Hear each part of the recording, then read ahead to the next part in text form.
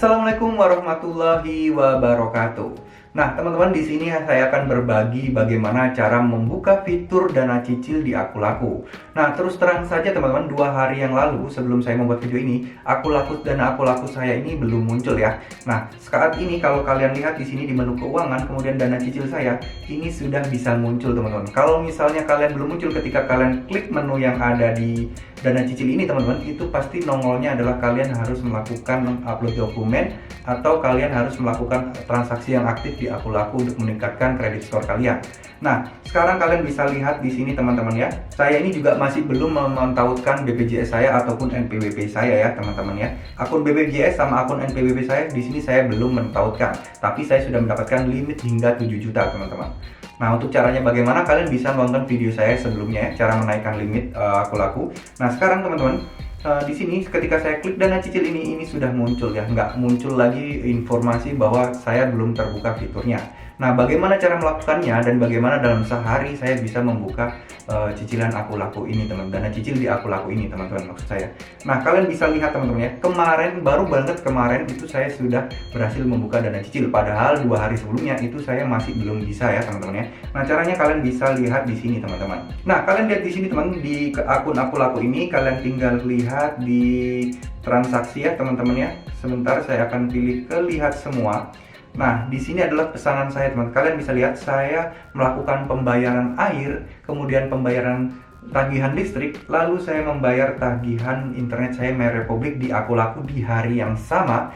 Saya bayar semuanya menggunakan cicilan.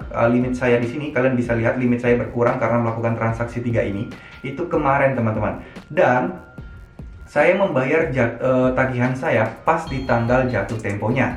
Jadi kemarin itu saya membayar tagihan Akulaku saya senilai 1 juta itu di tanggal pas di jatuh temponya. Jadi di tanggal 10 itu saya membayarnya tepat waktu teman-teman ya. Jadi nggak kurang nggak lebih. Nah, ini banyak orang yang beranggapan bahwa membayar di pas di jatuh tempo itu lebih baik dibandingkan membayar lebih cepat. Nah, lebih cepatnya ini tentu ada ukurannya ya. Misalnya kalian habis transaksi di sini, lalu di sini langsung saya bayar, itu enggak gitu ya teman-teman ya. Maksudnya lebih cepat yang bagus itu mungkin selisih 1 hari, selisih 2 hari. Ketika Akulaku mengeluarkan notifikasi bahwa kita ada tagihan yang harus dibayar di tanggal 10, itu kalian sudah bisa melakukan pembayaran teman-teman. Tapi kalau lebih baiknya saran saya pas di tanggal 10-nya aja, biar pas kalau itu memang tanggal jatuh tempo kalian ya teman-teman ya. Nah, dari situ teman-teman, saya membayar di tepat waktu itu, kemudian lalu selanjutnya saya melakukan 3 transaksi itu saya langsung bisa membuka fitur dana cicil saya ini teman-teman. Jadi ketika saya buka, ini langsung muncul, nggak ada notifikasi sebelumnya, tapi ini langsung saya diberi kemudahan. Nah, kenapa fitur dana cicil ini penting? Karena kalian bisa lihat di sini ini sangat mudah ya teman-teman ya untuk pengajuannya, kemudian bunganya juga sangat kecil teman-teman. Kalian bisa lihat biaya persetujuannya itu 99 teman-teman ya.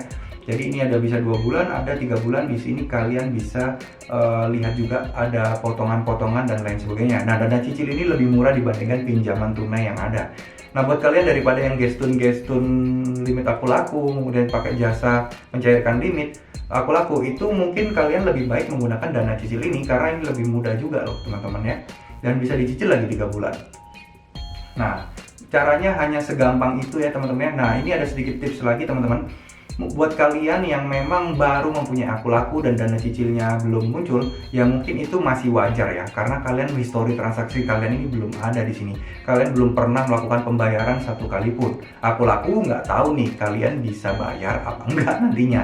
Nah, kalian kalau misalnya masih belum 1 bulan, kalian sabar aja dulu teman-teman. Kalian tunggu 1 bulan, ketika jatuh tempo kalian sudah muncul dan kalian bayar. Nah, kalian pakailah transaksi untuk apapun lah, minimal pulsa atau apapun lagi gitu teman-teman ya. Nah, di situ kalian langsung tinggal cek aja, kalian klik di dana cicil ini.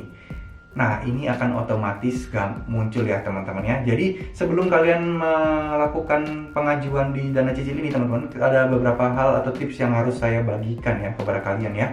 Nah, yang pertama, Sebisa mungkin teman-teman kalian gunakan dulu limit kalian ini, entah mau beli pulsa atau mau beli listrik lagi atau mau beli air dan lain sebagainya. Biar kalian nggak konsumtif atau beli-beli yang nggak penting, sebaiknya kalian bayar atau beli pulsa listrik aja ya teman-teman ya.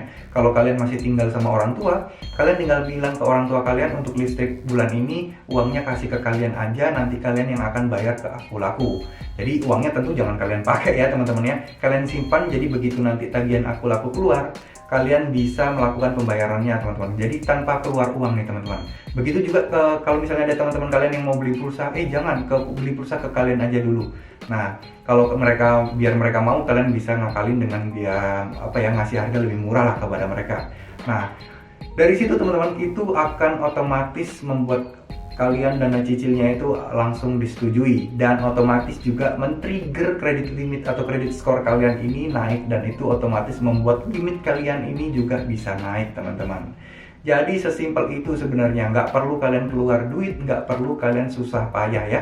Kalian di sini cukup aktif aja menggunakan aku laku, bayar kebutuhan bulanan di rumah kalian itu dengan aku laku, yaitu listrik, air, telepon, internet, itu semuanya kalian alihkan ke aku laku. Itu udah otomatis lah, nanti semua fitur limit aku laku itu bakal naik sendiri teman-teman. Jadi kalian nggak perlu pusing lagi mikirin bagaimana cara menaikkan limit aku laku, itu nggak perlu kalian pusingkan lagi teman-teman ya. Nah, sekarang saya ingin menunjukkan beberapa hal lagi teman-teman ya, tentang beberapa fitur di aku laku yang mungkin ini buat kalian untuk menaikkan limit itu nggak perlu untuk mengupload dokumen BPJS dan akun NPWP. Di sini sebenarnya kalau kalian untuk mentautkan BPJS dan NPWP, jujur buat saya ini juga berat juga ya. Ngapain gitu loh kita masukkan di sini gitu. Jadi kalau misalnya kita nggak mentautkan ini dan bisa melakukan pinjaman dan mendapat banyak fitur di aku laku, kenapa kita harus menaikkan? Nah, kalau memang saya butuh limit yang lebih, baru mungkin saya akan tautkan. Tapi kalau enggak teman-teman, mungkin nggak usah ya teman-teman ya. Nah, terus kemudian teman-teman, satu hal lagi untuk masalah mencairkan limit aku laku, mungkin kan kalian butuh dana cash ya. Untuk kenapa kalian mencari fitur dana cicil, berarti kan kalian membutuhkan dana tunai. Nah, saya sering kali membuat video tentang cara mencairkan limit aku yang terbaru teman-teman. Tapi sayangnya itu beberapa ada yang berhasil dan ada yang enggak. Tapi saya selalu menyarankan untuk membuat toko sendiri aja teman-teman, atau meminta bantuan teman kalian yang sudah mempunyai toko di marketplace-nya. Nah, sebelum saya mengakhiri video ini teman-teman, izinkan saya untuk sharing ke kalian dan mengingatkan kalian untuk tidak usah peduli lagi dengan yang namanya pinjol ilegal. Jadi kalian jangan sampai kalian tergiur atau tertarik dengan konten di YouTube yang membahas pinjol ilegal, karena semua itu bohong dan semua itu hoax, dan mereka tidak akan pernah meminjam sendiri di aplikasi pinjol ilegal itu teman-teman. Mereka hanya memanfaatkan kalian untuk menonton video mereka, dan mereka mencari keuntungan untuk pundi-pundi uang mereka teman-teman ya. Kalian lihat aja di kolom komentar mereka, nggak ada tuh yang namanya disetujui, semuanya pada ditolak.